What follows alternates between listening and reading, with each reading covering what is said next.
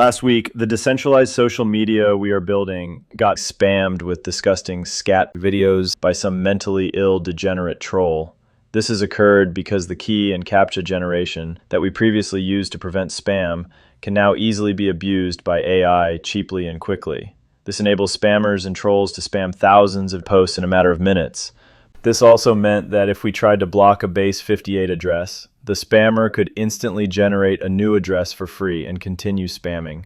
But this only temporarily undermined our protocol.